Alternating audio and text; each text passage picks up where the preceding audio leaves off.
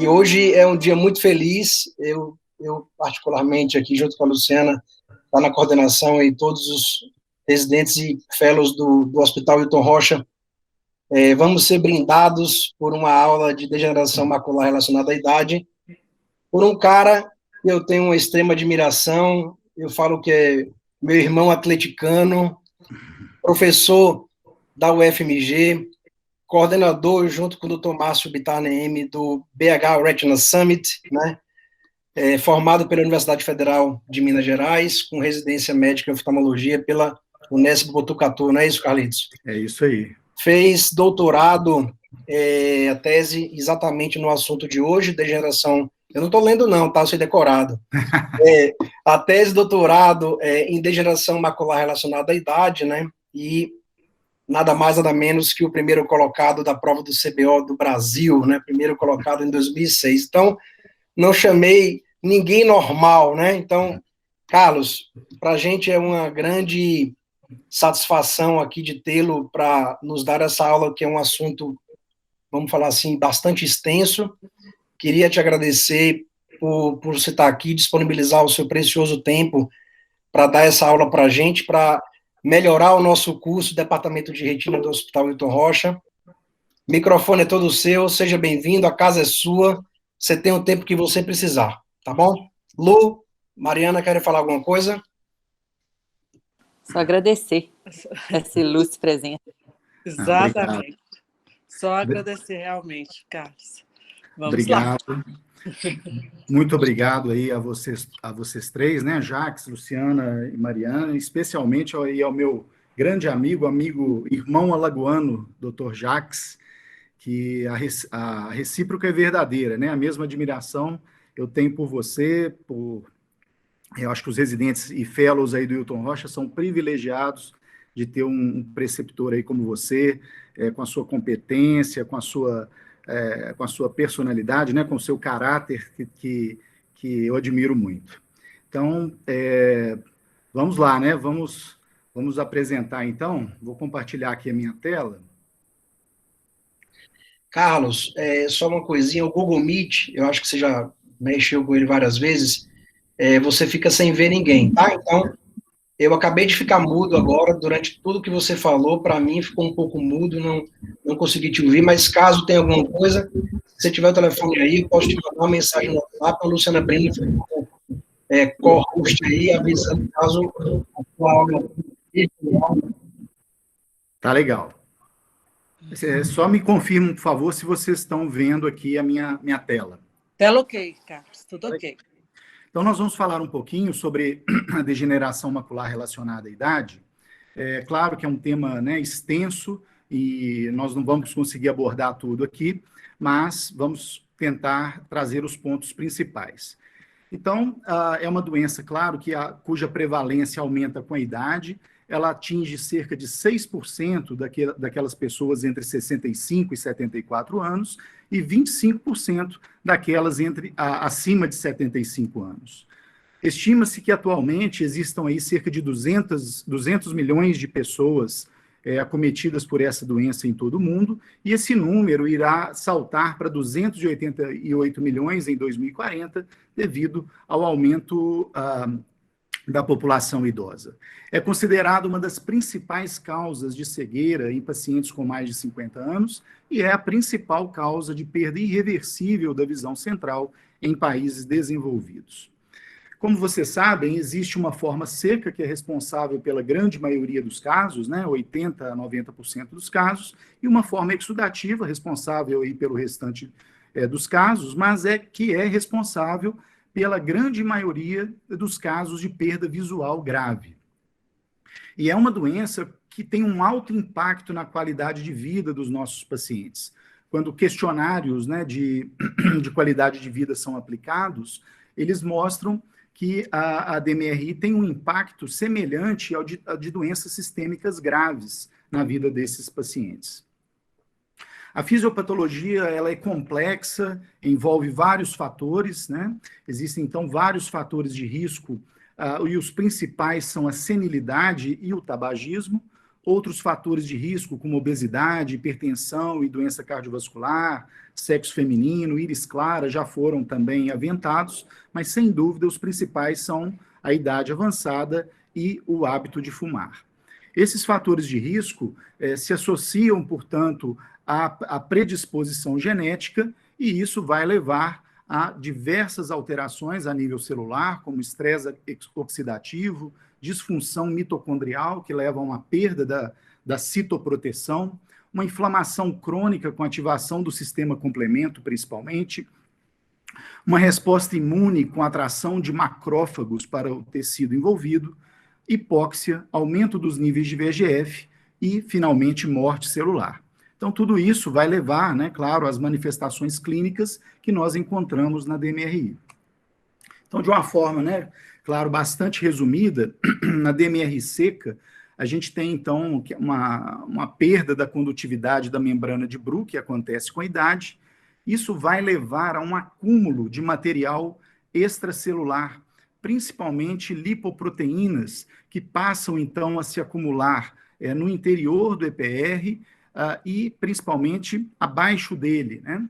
Então, nós vemos, inicialmente, depósitos subclínicos, que são o depósito laminar basal, que é o blend, e o blind, que é o depósito linear basal. Então, o blend, ele ocorre acima da membrana basal do EPR, o blind abaixo dele. O blind realmente composto principalmente por glicoproteínas, e o blend, o depósito laminar basal, ele é composto por fibronectina, colágeno e outras substâncias. E com o tempo isso vai aumentando, levando então à formação das drusas, que vão acabar por sofrer um processo oxidativo, e vai haver uma ativação da cascata inflamatória e, posteriormente, dano celular e apoptose, com consequente, então, desenvolvimento de áreas de atrofia, inclusive.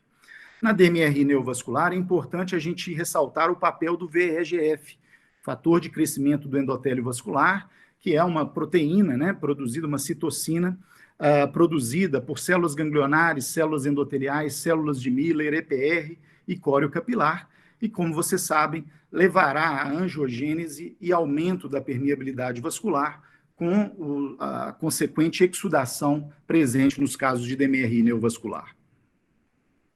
Mas não é apenas o VEGF a única molécula envolvida nesses casos de DMRI neovascular. Eu vou chamar a atenção aqui hoje também para a Ang2, uma importante molécula também envolvida na angiogênese, e em breve surgirá uma droga que inibe, né, essa angiopoetina 2 e que será lançada então no mercado em breve, e é importante que nós saibamos um pouquinho a respeito dessa molécula.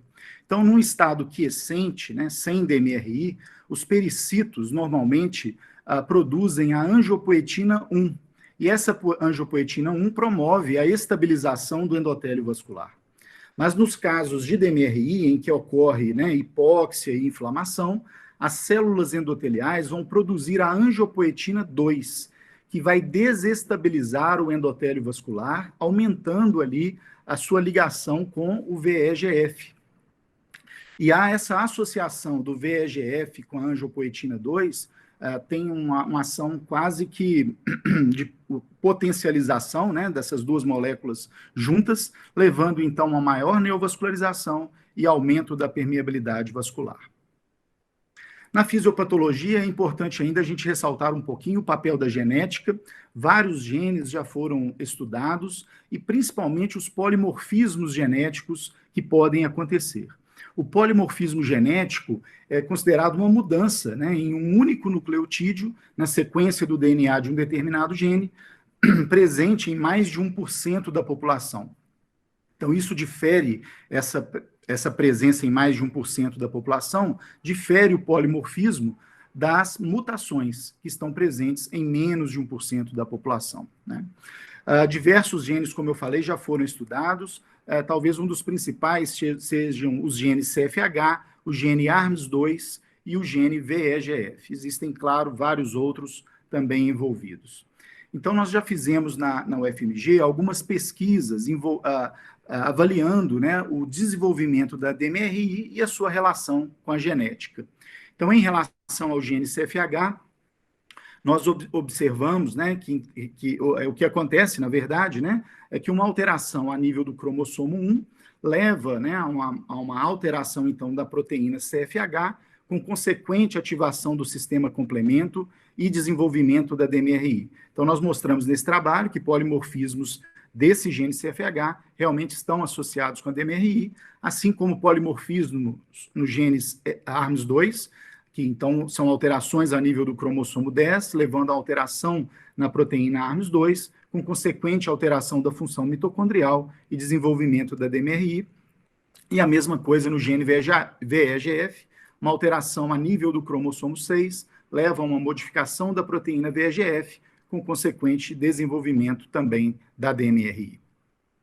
Estudamos também a relação entre a genética e a resposta ao tratamento. Nós observamos que polimorfismos dos genes CFH e do gene VEGF estão associados a uma melhor ou pior resposta terapêutica, mas a literatura mostra resultados variados. Alguns trabalhos mostram que sim, que há uma relação, outros que não, de forma que testes de rotina ainda não são recomendados nos casos de DMRI.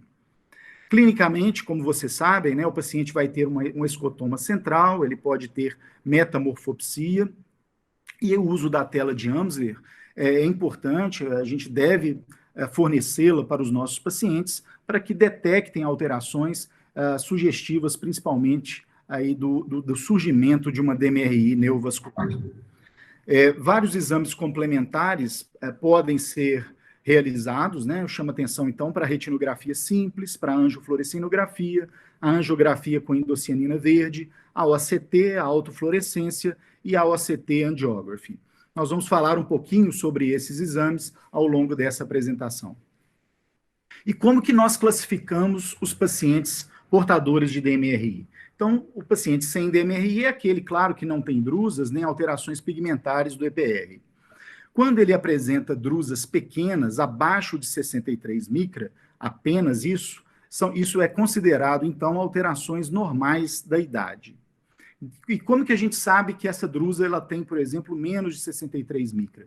A gente sabe que uma veia, um vaso de maior calibre, ao emergir do disco óptico, ele tem aí em torno de 125 micra de diâmetro. Então, essas drusas pequenas teriam a metade do diâmetro deste vaso.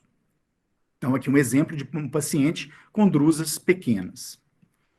A DMRI inicial, ela vai ser caracterizada pela presença de drusas médias, que são, então, aquelas que apresentam um diâmetro de 63 a 125 micra, mas sem alterações pigmentares associadas. A DMRI intermediária vai ser caracterizada pela presença de drusas grandes, acima de 125 micra, portanto, ou pela presença de alterações pigmentares associadas a drusas médias. Então, aqui um exemplo, né, de um paciente já aqui com drusas grandes, um outro paciente com alterações pigmentares, e temos aí também junto drusas médias e até algumas grandes.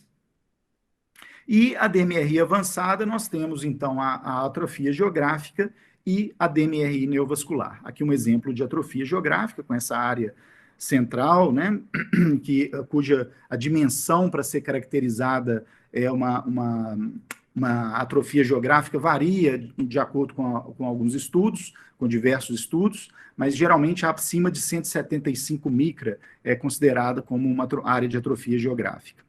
E podemos ter, né, a DMRI neovascular, nesse caso aqui aparecendo então uma membrana neovascular adjacente a uma área de atrofia, e aqui um caso mais clássico de DMRI neovascular, essa imagem acinzentada aqui subretiniana, com algumas hemorragias associadas.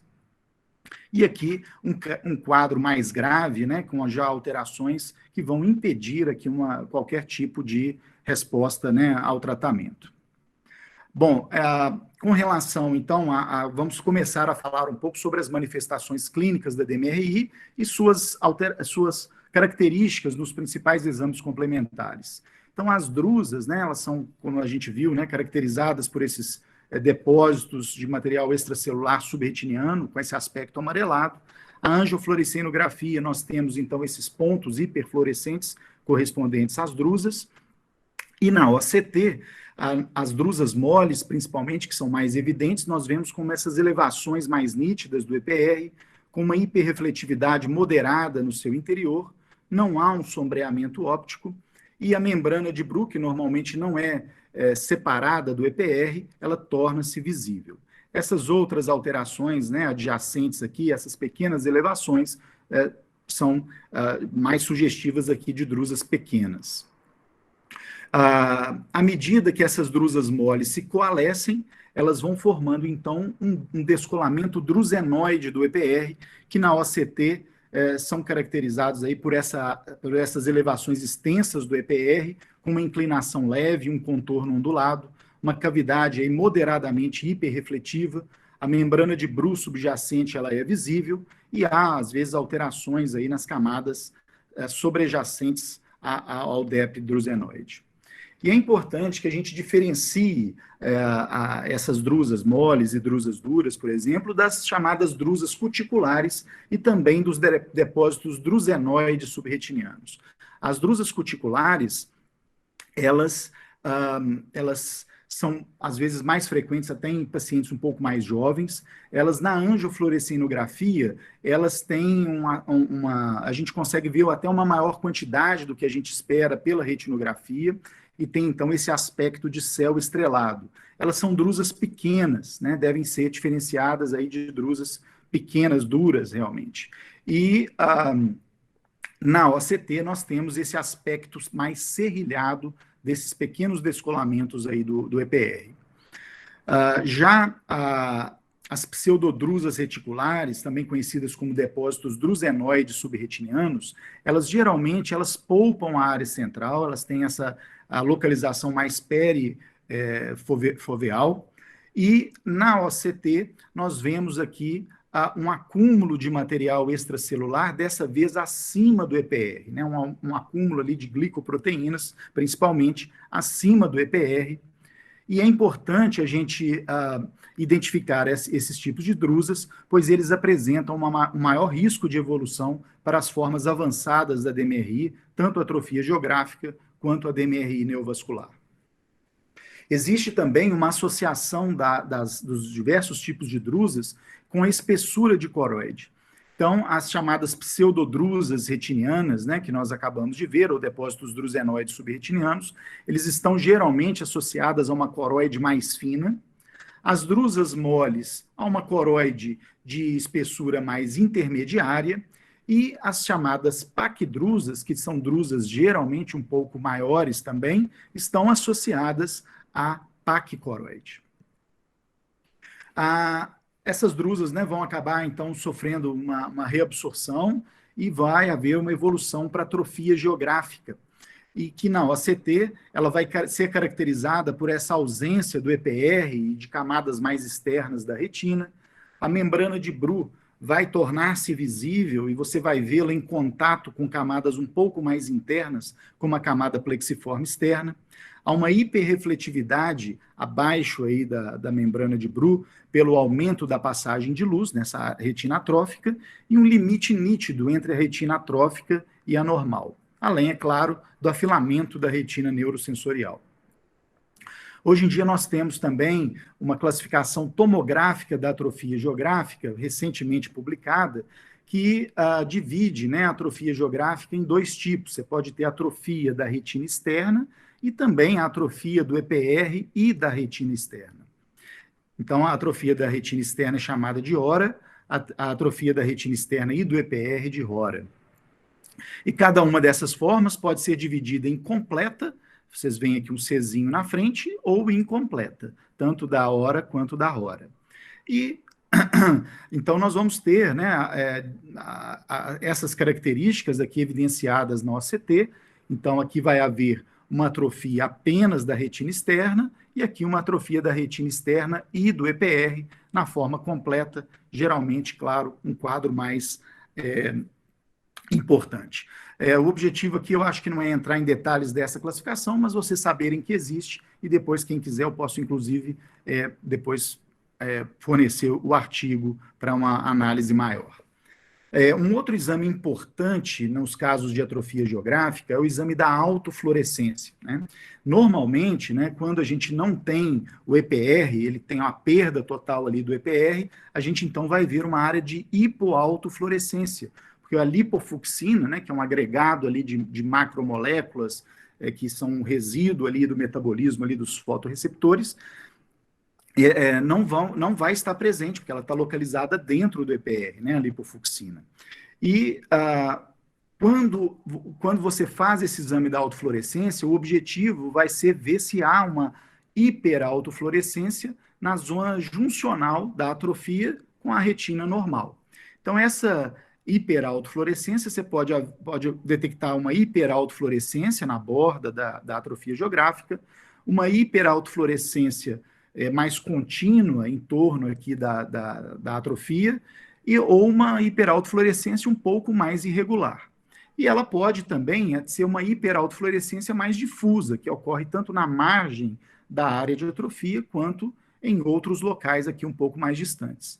E qual que é a importância, então, desse exame? É que nos tipos em que há essa hiperautofluorescência mais contínua e nessa hiperautofluorescência mais difusa, há uma maior chance de progressão desses casos de atrofia geográfica. Vamos passar agora, então, para a neovascularização macular, né, para a DMRI exudativa. Então, nós temos 3 tipos de neovascularização. A neovascularização do tipo 1 é a forma mais comum. Então, são neovasos que se surgem a partir da coriocapilar, rompem ali a membrana de Bru e se proliferam abaixo do EPR. Esses casos, então, sempre vai haver um descolamento do EPR associado. E a vasculopatia polipoidal da coroide, que é um subtipo aí, né, pode ser considerado um subtipo da DMRI, hoje em dia é considerada um subtipo, uma variante dessa neovascularização do tipo 1, e nós vamos falar um pouquinho mais a respeito mais para frente. A neovascularização do tipo 2 é uma forma menos comum. Os neovasos, então, eles rompem a membrana de Bru, rompem o EPR e se proliferam no espaço subretiniano. Então, essa neovascularização está localizada anteriormente ao EPR. E a neovascularização do tipo 3, ela acontece em cerca de 10 a 15% dos casos. Ela se inicia, ao contrário das demais, no interior da retina. E ela, antigamente, ela e ainda é, né, conhecida também como RAP, né, ou proliferação angiomatosa da retina. Mas a gente deve utilizar mais esse termo, neovascularização do tipo 3. Então, vamos falar rapidamente sobre cada um desses tipos de neovascularização. A neovascularização do tipo 1, ela corresponde, na angiografia, à neovascularização oculta, que é aquela que geralmente a gente vê alguns pontos hiperfluorescentes, né, às vezes um líquide mal delimitado, e a gente seria, então, a neovascularização do tipo 1 correspondente a esse tipo de neovascularização. E ela raramente evolui para atrofia geográfica. Na tomografia de coerência óptica, a gente observa um tecido neovascular aderido à face posterior do EPR e o acúmulo de líquido que pode ocorrer tanto anteriormente ao EPR quanto abaixo dele. Os descolamentos do EPR, eles podem ser serosos ou fibrovasculares. O descolamento seroso do EPR, né, ele tem essa cavidade óptica vazia, mas geralmente esses descolamentos serosos, na verdade, abrigam uma membrana neovascular subretiniana na grande maioria dos casos. E o descolamento fibrovascular é aquele que tem um conteúdo, né, caracterizado por uma hiperrefletividade moderada, correspondente, pelo menos na maior parte, ali à membrana neovascular. Essas neovascularizações do tipo 1 também, claro, podem sangrar, né? Você pode ter uma hemorragia subretiniana e ou sub-EPR. Então, a gente vê aqui esse tecido, essa hiperrefletividade aqui acima do EPR, né? Esse material hiperrefletivo subretiniano, correspondente a uma hemorragia subretiniana. Essas neovascularizações do tipo 1 também, esses descolamentos relacionados a ela podem se romper, Isso geralmente está associado a descolamentos do EPR de maior extensão e volume. Isso geralmente ocorre na margem do descolamento do EPR e pode ocorrer, inclusive, após o tratamento anti-VEGF. Com o tratamento, o tecido neovascular se contrai e acaba, então, puxando ali, né, o EPR, rompendo. E quanto maior a ruptura, pior o prognóstico visual. Existe também a neovascularização do tipo 1, chamada de não exudativa ou quiescente. Nós chegamos a publicar também um dos primeiros trabalhos, né, a esse respeito, um paciente com uma pequena elevação do EPR aqui central, sem outros sinais exudativos, aliás, sem nenhum sinal exudativo, e quando a gente fazia a angio-OCT, a gente observava, então, essa linda neovascularização aqui a nível da córeo-capilar. Então, uma das principais funções do exame da angio-OCT é até mesmo detectar essas neovascularizações maculares aqui quiescentes. E essas neovascularizações podem evoluir para do tipo 1 também, né? Claro, podem evoluir para cicatriz disciforme, que vai ser, então, caracterizada por essas áreas de hiperrefletividade fusiforme. Às vezes, você pode observar um líquido subretiniano residual ou um líquido até mesmo intrarretiniano residual, né? Não sei se nem se a gente pode dizer que é líquido, mas esses espaços cistoides hiporrefletivos residuais, mas que não merecem ser tratados na grande maioria dos casos. E uma outra alteração também muito encontrada nos casos avançados ali de DMRI, geralmente já com componente cicatricial importante, é o que a gente chama de tubulação retiniana externa. São essas áreas hiporrefletivas, circundadas por um anel hiperrefletivo e que representam, então, um rearranjo dos fotorreceptores devido ao seu dano crônico e irreversível, e isso não deve ser tratado e estão associados, claro, a uma pior acuidade visual. Existe também, como nós falamos, né, um subtipo da neovascularização do tipo 1, que é a mais conhecida como a vasculopatia polipoidal da coroide, mas que idealmente deveria ser chamada de neovascularização do tipo 1 aneurismática. Então, ela é caracterizada por dilatações aneurismáticas a partir de neovasos do tipo 1 de longa duração, geralmente, que podem acometer tanto a região peripapilar quanto a região macular, e que pode levar a descolamentos hemorrágicos ou serosos e a quadros como esse, com uma extensa hemorragia subretiniana. Sempre que vocês se depararem com quadros como esse, é importante pensar na possibilidade de uma vasculopatia polipoidal. Nesses casos, interessantemente, né, as drusas estão ausentes ou em pequena quantidade. A vasculopatia polipoidal, ela faz parte do espectro da PAC coroide. Então, geralmente, esses pacientes têm uma coroide espessa. A PAC coroide engloba aí também outras doenças, como a serose central. E esses casos, então, são caracterizados por essa espessura coroidiana aumentada, uma hiperpermeabilidade coroidiana que pode ser demonstrada no exame da angiografia com endocianina verde, vasos coroidianos mais externos dilatados e um afilamento da córeo capilar. A polipoidal, ela é menos comum em americanos e europeus, mais comum em pacientes asiáticos, e nós fizemos um trabalho também que avaliou a prevalência dos subtipos da DMRI neovascular na nossa população brasileira, né? E mostramos, então, que quase 1/4 dos pacientes com DMRI neovascular, na nossa população estudada, apresentam a vasculopatia polipoidal.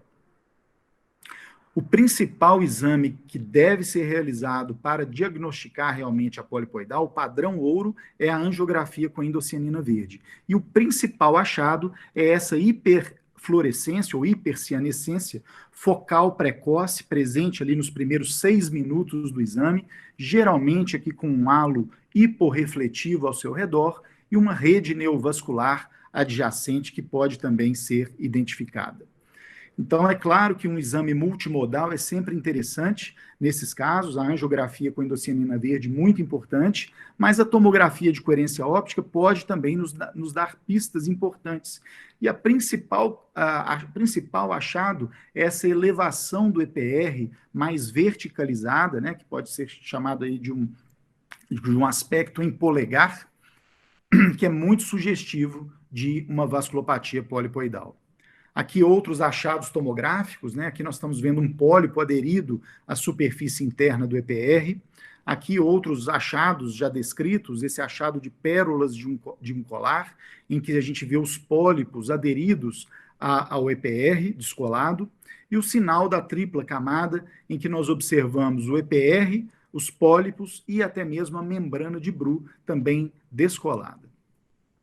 Então, vamos passar agora para a neovascularização do tipo 2, que é aquela em que o tecido neovascular, então, se prolifera no espaço subretiniano. Em relação à angiofluorescinografia, né, o que nós observamos nesses casos é uma neovascularização clássica. Essa classificação de clássica oculta, ela perdeu muito a importância hoje em dia, mas esse aqui seria uma neovascularização clássica, em que nós observamos, então, uma hiperfluorescência precoce na angiofluorescinografia e bem delimitada. Isso, a neovascularização do tipo 2, ela ocorre não só na DMRI, mas em outras doenças maculares, é o principal tipo de neovascularização nos casos de miopia patológica, estrias angioides e também nos casos de uveites. Ela é, então, caracterizada pela proliferação desse tecido neovascular anteriormente ao EPR, esse material, então, hiperrefletivo subretiniano aqui, e a neovascularização do tipo 3, que a gente viu que ela surge no interior da retina, e geralmente acima de uma drusa mole ou de um descolamento drusenoide aí do EPR. E essa proliferação vascular, neovascular, ela pode se estender tanto anteriormente em direção à superfície da retina, quanto posteriormente, rompendo o EPR e transformando um descolamento drusenoide do EPR num descolamento seroso do EPR. A neovascularização do tipo 3 ela é mais frequente em europeus e americanos, menos frequente em asiáticos, e no nosso estudo nós observamos que a neovascularização do tipo 3 estava presente em cerca de 13% dos casos. Esses pacientes com neovascularização do tipo 3 geralmente têm uma idade mais avançada, uma maior chance de bilateralidade. Muitas vezes nós vemos essa hemorragia retiniana justafoveal, como eu disse, associado geralmente a drusas moles ou descolamento do EPR drusenoide. Então, ao se depararem com um quadro desses, é muito provável que seja uma neovascularização do tipo 3. E um outro achado clínico são esses vasos retinianos que terminam subitamente, parecendo que mergulham, né, para o interior da retina. E esse tipo de neovascularização, ao contrário da neovascularização do tipo 1, tem uma maior chance de evoluir com atrofia do EPR. Na angiofluorescinografia, essa neovascularização do tipo 3, ela é caracterizada por uma hiperfluorescência geralmente na borda da zona vascular da fóvea ou um pouco mais distante dela. Na tomografia de coerência óptica, nós vamos ver, então, essa hiperrefletividade sobre um descolamento drusenoide do EPR, como nesse caso. Isso vai aumentando até que, então, haja, né, uma manifestação exudativa um pouco maior, e a presença, né, de líquido intrarretiniano é muito sugestiva, em maior quantidade, é muito sugestiva da neovascularização do tipo 3. Então, aqui mais alguns exemplos, essa hiperrefletividade correspondente ao tecido neovascular, que se estendeu posteriormente, rompeu o EPR, e formou, então, aí, esse descolamento do EPR também. Os espaços cistoides hiporrefletivos intrarretinianos, o líquido intrarretiniano, muito característico desse tipo. E aqui um caso em que um descolamento inicialmente drusenoide do EPR, que era mais hiperrefletivo, foi se transformando em um descolamento seroso à medida que esse tecido neovascular penetrou o EPR e foi, então, levando a essa exudação. É importante a gente lembrar, né, sempre diante de um paciente com DMRI neovascular, saber o tipo de fluido que nós estamos encontrando.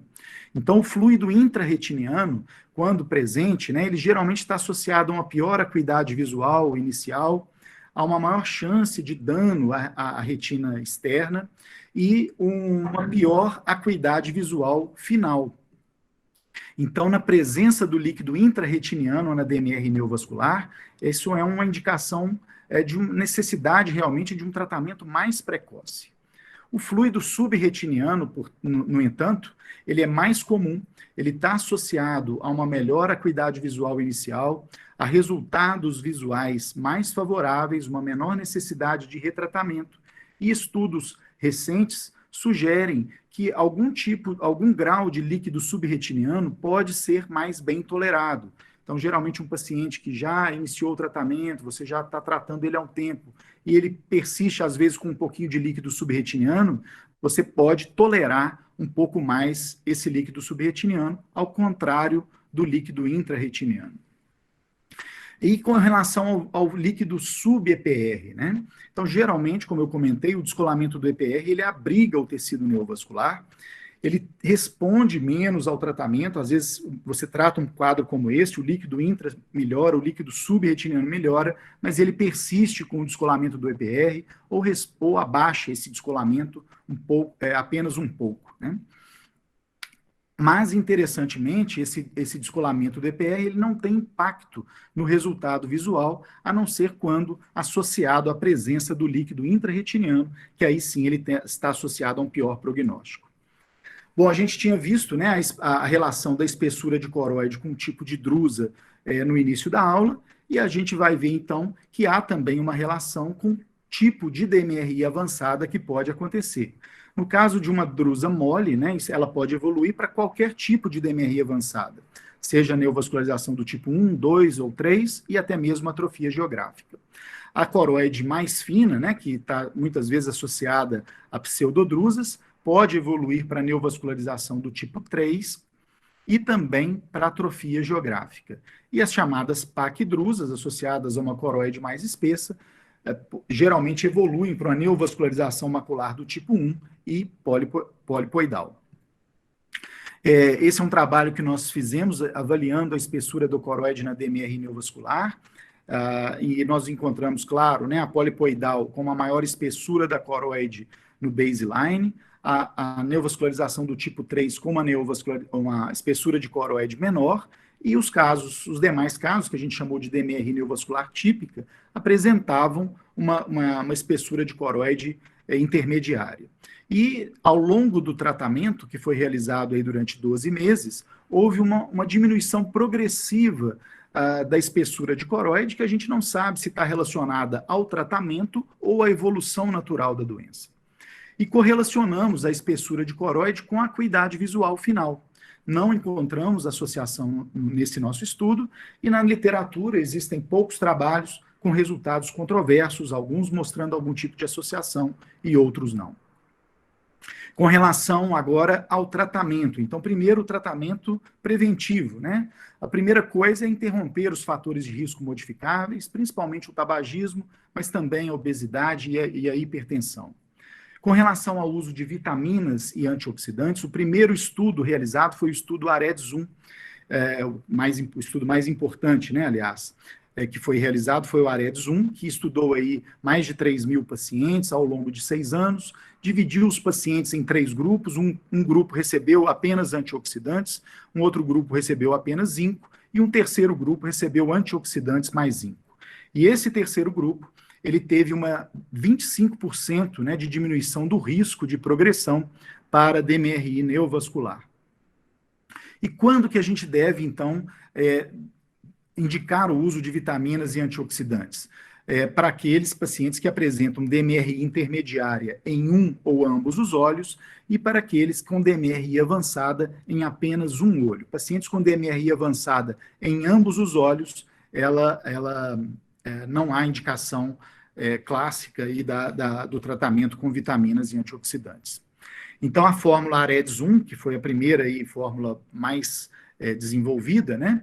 Ela incluía, então, vitamina A, o beta-caroteno, 15 mg, vitamina C, 500 mg, vitamina E, 270 mg, zinco, 80 mg e o cobre, 2 mg. Essa aqui é um exemplo, né, do suplemento que a gente encontrava aí, principalmente nos Estados Unidos, o Preservision, baseado no AREDS-1. Mas a gente observou que a vitamina A, o beta-caroteno, ele aumenta o risco de câncer de pulmão em fumantes ou ex-fumantes. Além disso, o zinco, nessa dosagem de 80 mg, ele estava associado a um maior desconforto, mais efeitos colaterais gastrointestinais nesses pacientes. Então, foi desenvolvido um segundo estudo, o estudo AREDS 2, que, de diferente do primeiro, né, substituiu, então, a vitamina A, que tinha esse risco de câncer de pulmão, por luteína.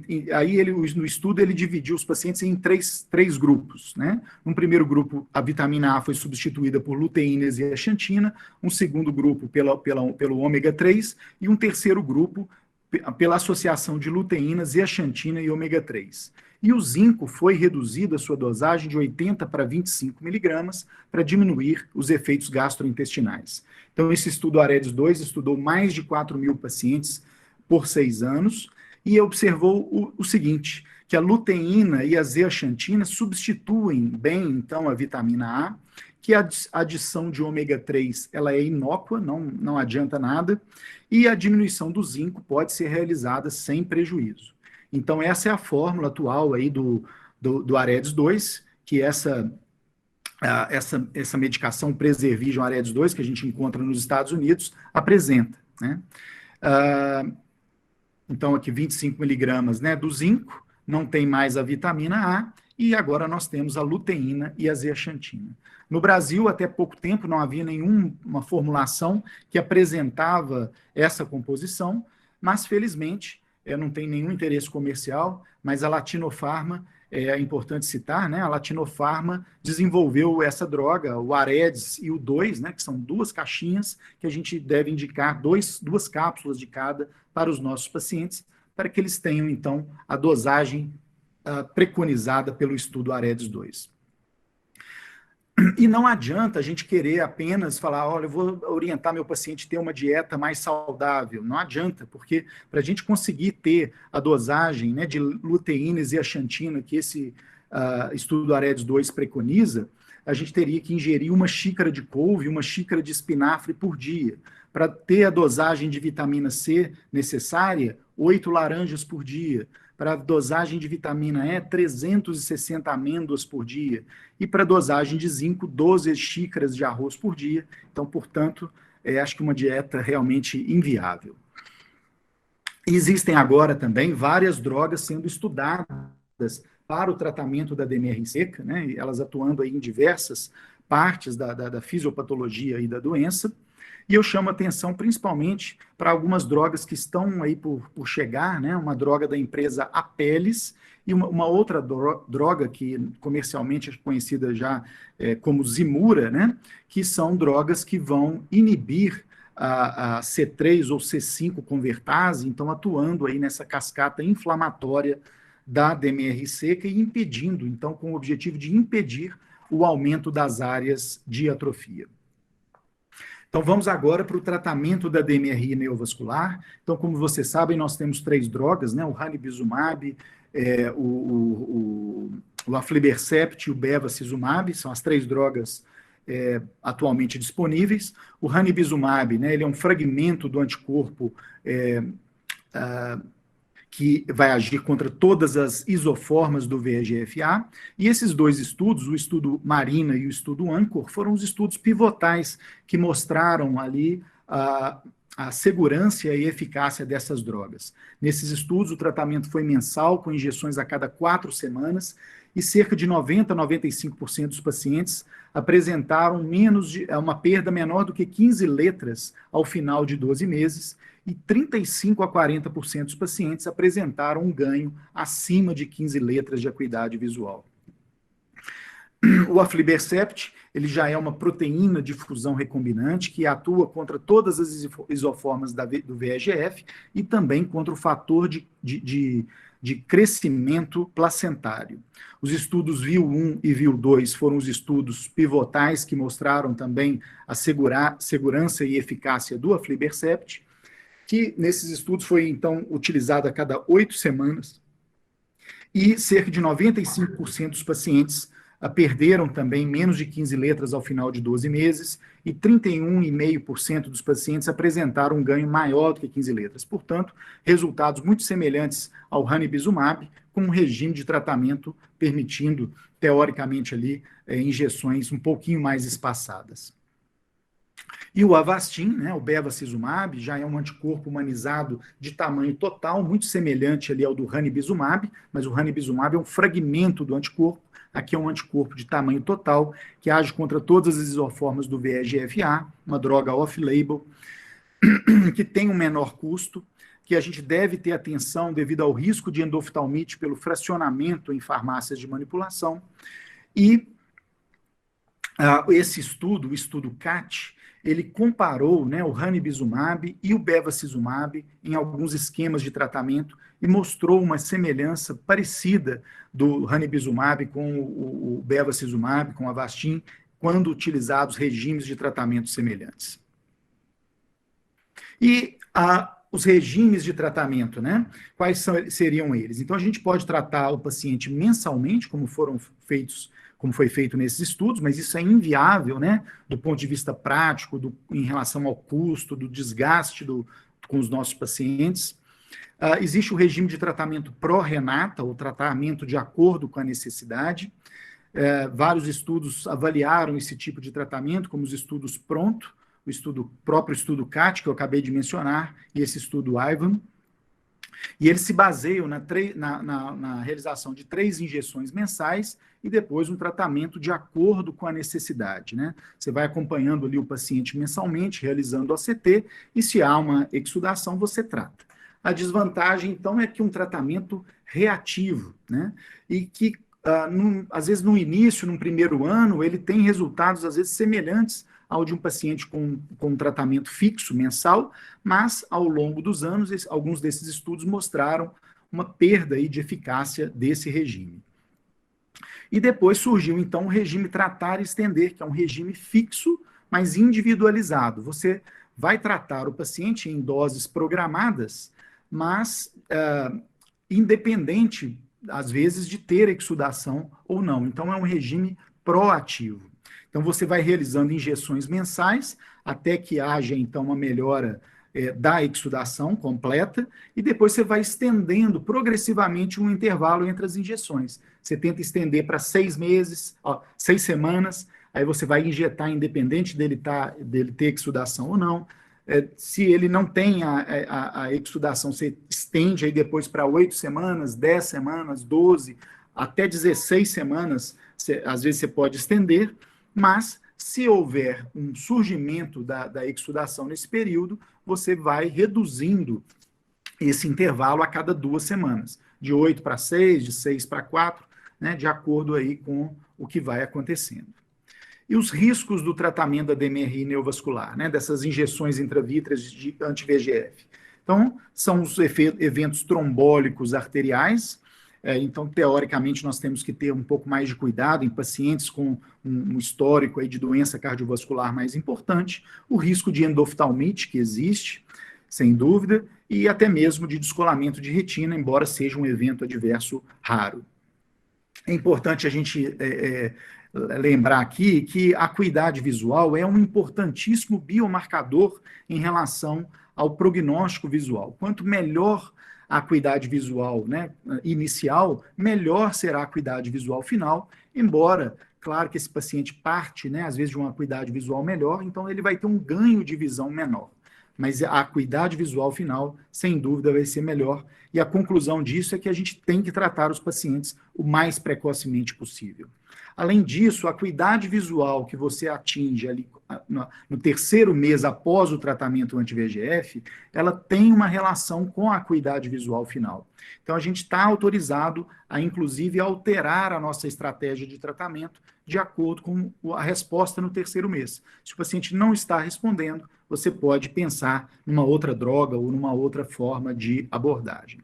Aqui, então, né, para aqueles residentes aí que estão começando, um exemplo aqui de uma injeção intravítrea de anti-VEGF, que geralmente a gente faz no quadrante temporal, né, ou seja, ele inferior ou superior, varia aí da preferência de cada um. Geralmente, né, sob condições assépticas, no bloco cirúrgico, com todos os cuidados aí necessários para minimizar a ocorrência de uma endoftalmite. Então, aqui apenas um exemplo, né, da melhora com o tratamento anti-VEGF após a dose de carregamento das 3 doses iniciais. Então, aqui um paciente com acuidade visual de 20/200, antes do tratamento e após o tratamento, com uma melhora anatômica importante, mas a acuidade visual, né, a melhora funcional, claro, nem sempre é tão boa. Várias drogas, né, têm sido lançadas, então em breve, como eu mencionei, nós vamos ter uma droga que age contra a angiopoetina 2 e contra o anti-VEGF juntos, que é o faricimab.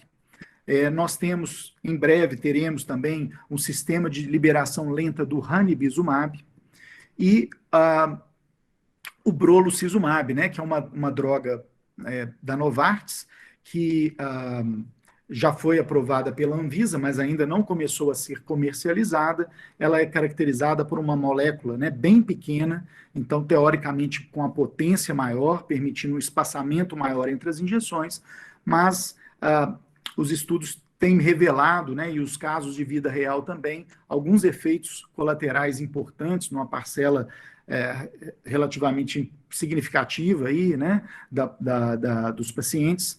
Então, há ainda algumas dúvidas em relação à sua segurança. Os efeitos colaterais mais temidos nesse caso seriam aí uma vasculite aí mais importante. E, por último, a gente comentar um pouco sobre o tratamento da vasculopatia polipoidal da coroide, que é um tratamento que às vezes é um pouco diferente. Então, nesses casos, a gente pode fazer o laser, principalmente que está indicado quando os pólipos são extrafoveais. Você pode fazer também o PDT ou o PDT mais o anti-VEGF. O PDT, para aqueles que não sabem, né, ele se baseia na infusão aí de uma droga endovenosa, que é fotossensível. Você, então, aplica o laser e esse laser vai levar à obliteração dos neovasos ali de coroide. E o PDT ele tem a vantagem de ter uma maior taxa de regressão dos pólipos. E você pode também, alternativamente, fazer apenas o anti-VEGF. Fazendo o anti-VEGF, né, tudo indica, os estudos já publicados, principalmente o estudo Planet, que foi um estudo que avaliou o uso do aflibercept na polipoidal, que mostra que, especificamente, o aflibercept ele parece, quando utilizado, né, a cada 4 semanas, ele tem um efeito na regressão dos pólipos semelhante ao do PDT. Então, quando você optar por uma monoterapia com anti-VEGF, num caso de polipoidal, talvez seja mais interessante pensar na possibilidade do aflibercept, do Eylea, porque o ranibizumab, um outro estudo já realizado, o estudo Everest, mostrou que geralmente o ideal é você realizar a combinação do ranibizumab com o PDT. E num caso mais grave, como esse, com hemorragia subretiniana, aí você deve pensar na possibilidade de um tratamento cirúrgico, com vitrectomia, TPA subretiniano e gás, ou até mesmo com apenas com gás intravítreo para deslocar esse sangue subretiniano. Bom, e por último, não poderia deixar de convidar a todos para o 4º BH Retina Summit, um evento que esse ano especialmente vai ser fantástico, né, nos dias 6 e 7 de agosto. Teremos a presença de convidados internacionais, né, famosos, aí, como a Carol Shields, José Pulido, Kouros, Peter Campochiaro, Rosenfeld, o Ramin Tadayoni, que é um especialista francês muito bom, e a Úrsula, que é uma especialista, né, em retina da Europa, com muitos trabalhos publicados, grande participação em estudos multicêntricos. Então, estão todos convidados. Mais uma vez, gostaria de agradecer, né, especialmente aí ao Jacques, meu grande amigo, e estou à disposição aí para qualquer pergunta. Obrigado. Conseguem me ouvir? Consigo, Jacques. Perfeitamente, Jacques. Graças a Deus, senhor. Carlos, eu queria mais uma vez agradecer aí, né? Só não lhe coloquei numa fria, porque eu sei que você é apaixonado por degeneração macular relacionada à idade, porque o assunto é infinito, extremamente longo, e como sempre você pontual, né? Falou, ó, Jacques, vou dar em 1 hora, e a gente viu que terminou exatamente, né? Ainda foi até um pouquinho menos, por causa que a gente começou alguns minutos atrasado. Eu queria realmente agradecer mais uma vez, sei que fazer aula, quanto mais a gente faz aula, mais a gente fica grato pelas pessoas que dão, porque só sabe o trabalho que é fazer uma aula dessa juntar tantas informações, artigos científicos, né? Quem realmente está precisando aí coletar tantos dados e tantos estudos para vir apresentar aqui para o nosso hospital. Mais uma vez, muito obrigado. Queria, inclusive, saber se tem alguma pergunta, né? Quem quiser, acho que o Fernando pode abrir o microfone. Mariana, por favor. Primeiro que o Dr. Jacques trouxe, realmente, acho que ele falou tudo. O Dr. Carlos conseguiu trazer de uma forma linear e todo mundo acompanhar. Ele foi construindo conhecimento ao longo da aula, achei ela fantástica. E a minha pergunta seria mais como opinião de especialista mesmo, porque a gente sabe que depois do estudo fluid está sendo revisto os estudos pós-hoc, e o que você tolera, assim, na sua prática, que é o que a gente tem debatido muito, que como a gente ainda não chegou num consenso, o que você considera seguro da gente tolerar de líquido subretiniano? Obrigada. Essa é realmente uma excelente pergunta, né? E como você falou, Mariana, há as opiniões são divididas, né? Alguns acham que pode ser tolerado, outros são mais intolerantes aí à presença de qualquer tipo de fluido. Eu, particularmente, acho que o fluido subretiniano realmente, não no início eu acho que você tem que, começou o paciente, pegou um paciente com DMRI neovascular, você está começando o tratamento, você tem que tratar até secar realmente o máximo essa mácula. Mas para aquele paciente que você já está tratando há mais tempo, e ele está ali com um fluidozinho subretiniano, não piorou a acuidade visual, um fluido subretiniano discreto, eu acho que você pode ser, sim, um pouco mais tolerante com ele. Eu acho que, na minha percepção, né, isso pode ser feito sem maiores repercussões ao paciente. Perfeito. Brino, alguma pergunta? Eu tenho 2 perguntas para fazer para o Carlos. Mais saber a opinião sobre o Gilberto também quer falar. Eu vou falar por último. Gilberto, por favor. Vocês estão me ouvindo? Sim. Perfeito, Gilberto. Boa noite, professor. Muito obrigado pela aula. Minha pergunta é o seguinte: numa situação ideal, eu acho que seria interessante a gente estratificar os pacientes com aquele polimorfismo gênico que seria mais respondedor a um tratamento com VEGF, né? Óbvio, essa não é a nossa realidade, então a gente não consegue estratificar esses pacientes de forma a saber aqueles que vão ter um prognóstico melhor ou responder melhor às drogas. Agora, você consegue relacionar esses pacientes, os maus respondedores, geneticamente falando, né, aqueles que são predispostos a responderem mal ao tratamento, você consegue ver algum biomarcador na avaliação multimodal? Algum paciente? Quais são as características desse paciente na avaliação multimodal, se elas existem, que você pode predizer a resposta ao tratamento? Sim, existem aí vários biomarcadores, né? Eles vão ser melhor assim conhecidos à medida que a inteligência artificial entrar aí para realmente esclarecer algumas dúvidas que a gente ainda tem em relação a esses biomarcadores. O biomarcador clínico mais importante, como eu mencionei na aula, é a acuidade visual inicial. Quanto melhor a acuidade visual inicial, melhor a resposta ao tratamento. Quanto pior a acuidade, claro, pior a acuidade visual final. Com relação à análise multimodal, principalmente aí em relação à OCT, eu acho que o mais importante é o tipo de fluido que nós vamos identificar, né? Então, o fluido intrarretiniano, ele parece ser o principal biomarcador tomográfico. Na sua presença, você tem que realmente iniciar um tratamento mais precoce, ao contrário que nós já falamos do fluido subretiniano, que pode ser um pouco mais tolerado. Então, isso é um conceito importante. Existem vários outros biomarcadores, a gente fez um trabalho também publicado sobre adesão vitreomacular na DMRI, mas isso tem uma influência, ao nosso ver, apenas inicial, né? Ela às vezes demora, o paciente com uma adesão vitreomacular demora um pouquinho mais a ter uma resposta, mais do que um paciente com um descolamento, né, da hialoide ali posterior, mas à medida que você insiste no tratamento, essa acuidade visual final vai ser igual a de um paciente sem adesão vitreomacular. Existem alguns outros biomarcadores, mas eu acho que o principal, sem dúvida, é o tipo de fluido retiniano. Ok, obrigado. Perfeito. Doutor Álvaro está aqui também, né? participando aqui, agradecemos aqui. Então, Álvaro, tudo bom? Boa noite. O senhor quer fazer alguma pergunta, algum comentário sobre a maravilhosa aula aqui do professor Carlos? Boa noite, Jacques. Obrigado aí pela oportunidade. Eu gostaria de parabenizar aí meu amigo Carlos, né? A gente sempre aprende. Existem alguns colegas, e o Carlos é um deles, que a gente sempre aprende quando tem a oportunidade de assistir alguma aula ou discutir algum caso com ele. Carlos, eu vou te fazer uma pergunta. Você fez um comentário no início da apresentação que foi excelente, que tratou desde da parte básica até os últimos avanços aí no tratamento da degeneração macular.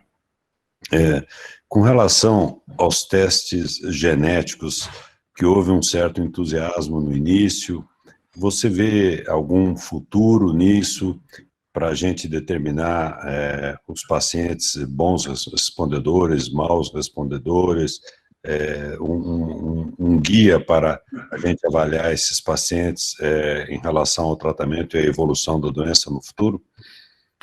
Oi, Álvaro. Primeiro, Jacques, é uma honra ter aí o doutor Álvaro na plateia, um prazer enorme em revê-lo.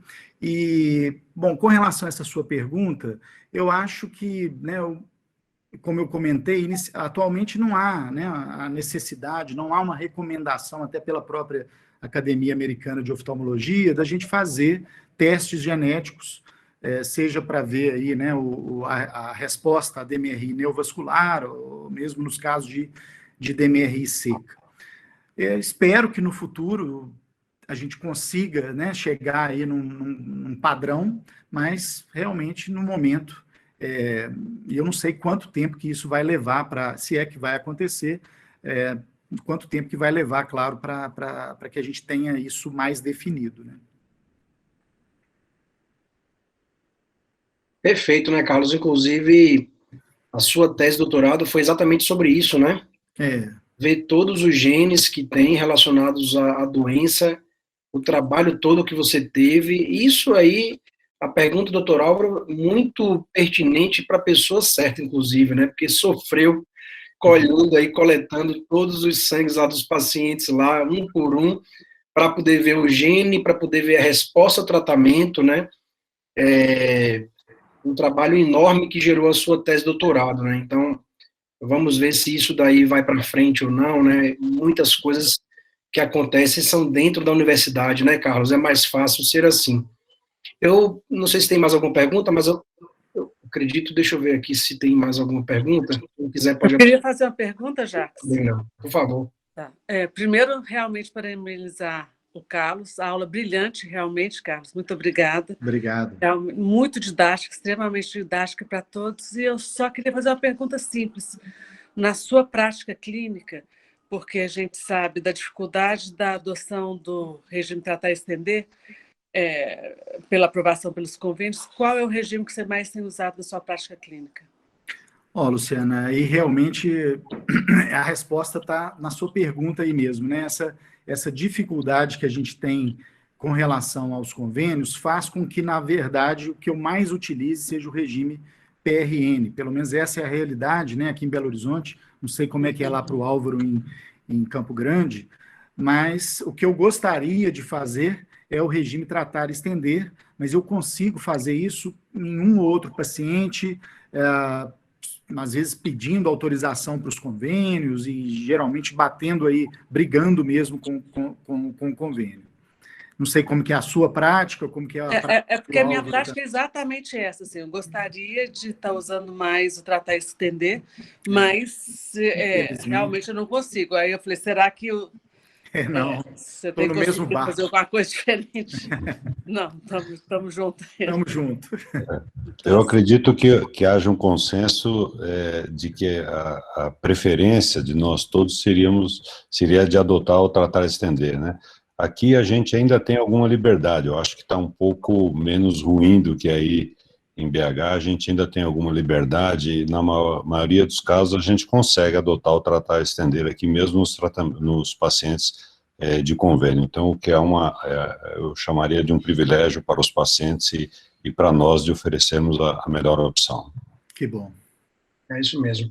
Por coincidência, até seria a minha pergunta sobre isso, porque eu acredito que o tratar e estender, aqui em Belo Horizonte, por exemplo, ele não é tão utilizado como a gente queria, porque a auditoria médica, né? Nossos colegas médicos, na verdade, quando vem um OCT sem nenhum sinal de atividade, ele não libera, né? Então, infelizmente, a própria auditoria do plano é que não permite que o tratar e estender vá para frente, né? E a gente sabe que ele sendo regime proativo, muitas vezes, quando eu vejo um paciente que está sendo tratado com PRN, e ele volta com a membrana depois de um certo tempo, infelizmente ele não percebeu pela tela de Amsler que eu dei, ou ele não baixou a acuidade visual, ou não percebeu por causa do outro olho, ele já chega atrasado, com um prognóstico razoavelmente pior, muitas vezes, pela questão da não percepção do retorno da atividade da membrana neovascular, e a gente, talvez, se tivesse fazendo tratar e estender, tivesse alguma diferença no resultado final, né? Então, a auditoria, ela prejudica nesse aspecto, né? Eu vou aproveitar, Carlos, e fazer uma única pergunta. Na verdade, eu queria, sobre aquelas membranas quiescentes, que vocês, talvez tenha sido o primeiro trabalho, um dos primeiros trabalhos do mundo, né? Que pegou essa membrana quiescente, e vocês publicaram juntamente com o Dr. Márcio, o paciente 2020, já foi discussão da SBRV sobre tratamento ou não. Eu queria saber se você, particularmente, quando encontra a membrana quiescente, o que é que você planeja nesse paciente, o retorno, a sua orientação, em relação até o tratamento, né, que a gente sabe que já foi discutido que não se trata a membrana quiescente, não é isso? Isso, exatamente. Porque, na verdade, essa membrana ela está aí por um motivo, né? E esse motivo é suprir ali a retina, né, que está isquêmica, com oxigênio, com nutrientes. Então, ela cumpre um papel fisiológico importante. Então, se você tratar essa membrana antes dela estar exudando, você pode estar atrapalhando nesse papel fisiológico que ela está ali, teoricamente, para cumprir. Então, ela não deve ser tratada. Agora, esse paciente realmente ele tem que ser acompanhado de perto, né? Tem que ser orientado, como você falou aí, com o uso da tela de Amsler, tem que vir com uma frequência maior ao consultório para a realização aí do exame de OCT, enfim, da acuidade, fundo de olho, para que você acompanhe realmente de perto esse paciente. Acho que não existe aí uma regra, né, de qual que é o intervalo que você vai ver o paciente, mas você vai ali realmente estar acompanhando mais de perto esse caso. Perfeito. Carlos, surgiu uma outra pergunta aqui, que é o seguinte, você costuma fazer os dois olhos, o tratamento, independentemente da distância, da dificuldade que o paciente possa ter, você costuma, se necessário, fazer os dois olhos ao mesmo tempo com anti-VEGF?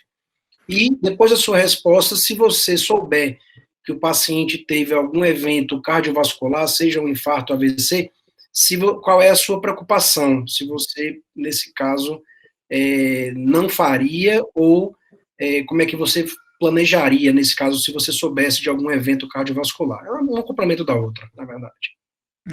São ótimas perguntas. Bom, quando o paciente ele tem uma DMRI neovascular bilateral, eu não vejo problema nenhum em fazer a injeção bilateral, principalmente quando o paciente aí, como você falou, mora distante, tem alguma dificuldade aí de comparecimento. Basta você tomar os cuidados ali de antisepsia né, mais usuais, né? Eu geralmente divido a mesa ali em duas partes, uso material ali, então, diferente, troco a luva, pelo menos, de uma injeção para outra, e não vejo nenhum problema em realizar dessa forma.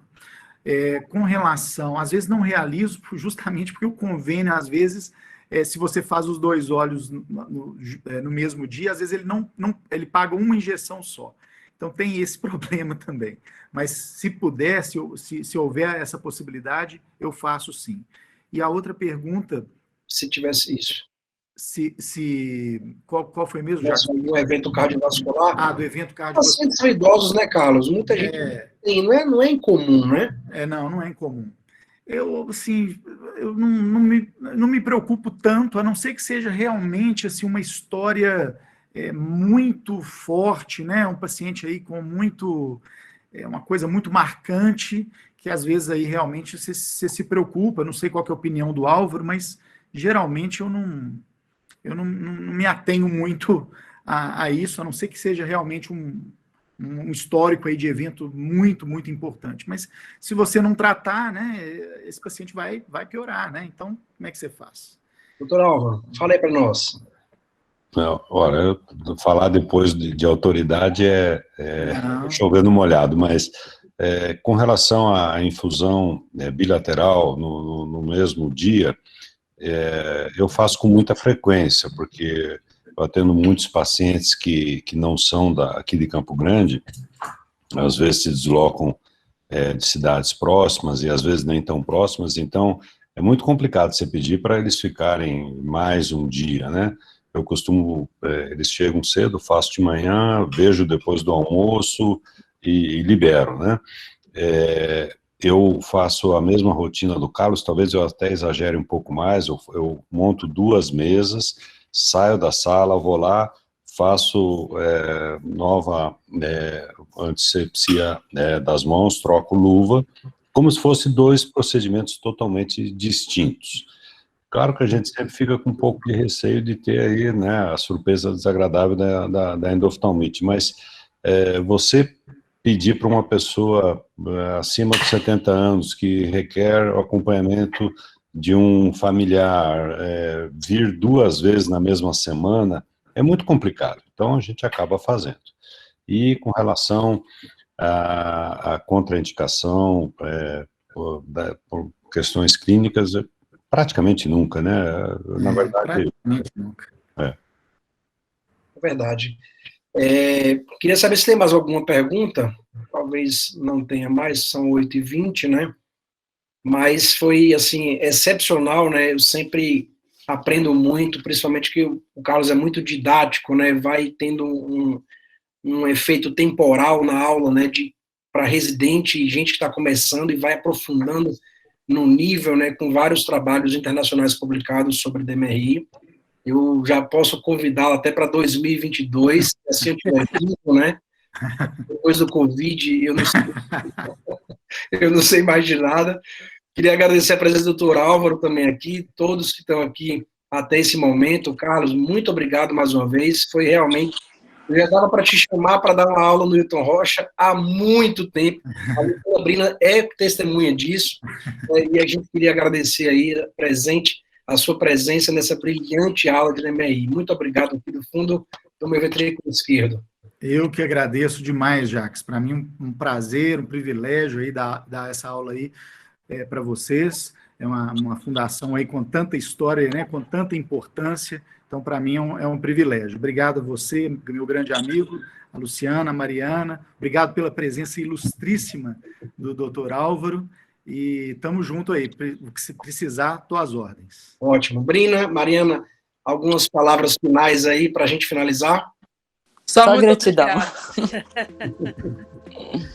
Então, pessoal... E até 2022 aqui. Já está convidado. Já está combinado. Muito obrigado. Boa noite a todos. Boa noite. Obrigado, boa noite.